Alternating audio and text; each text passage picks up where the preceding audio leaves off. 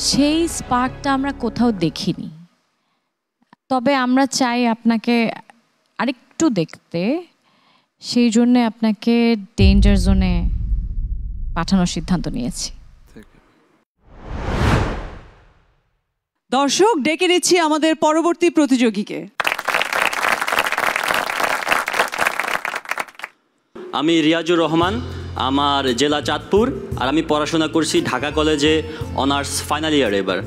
আমরা আপনার পারফরমেন্সটা দেখে আসি, তারপর বাকি কথা বলছি। Okay, sure.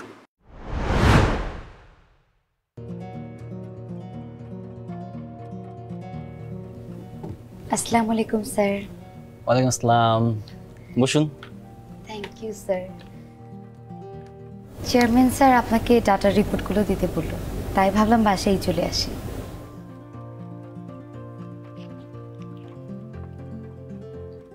যা করে তো করে এসেছেন, আর আমাকে দেওয়ার কি আছে?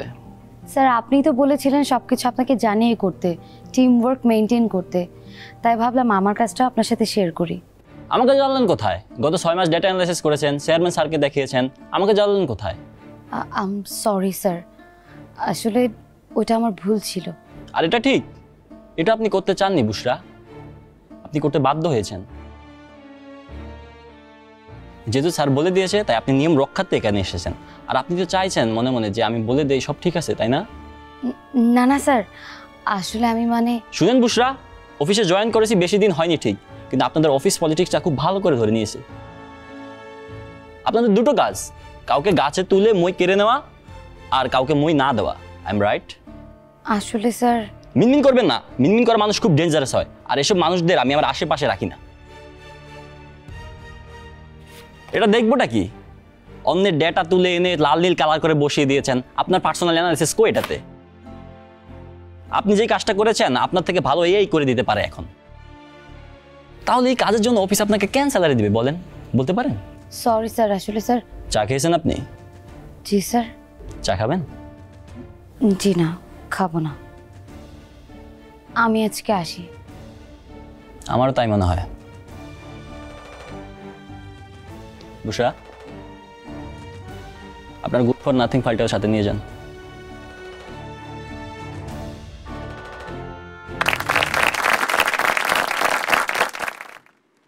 আমার আসলে আপনার অভিনয়টা দেখতে খুব সমস্যা হচ্ছিল, কারণ আপনার উচ্চারণ খুব খারাপ ছিল।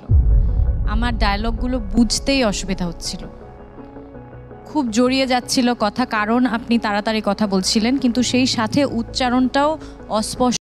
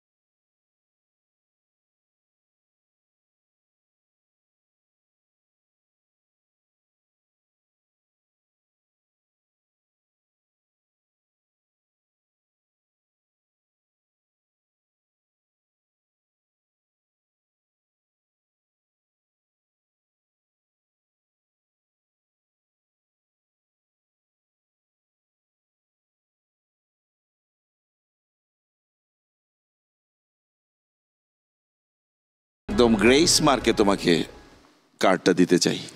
স্বপ্ন দেখার দিন Yes, ভাই। এসেছে, স্বপ্ন দেখার বার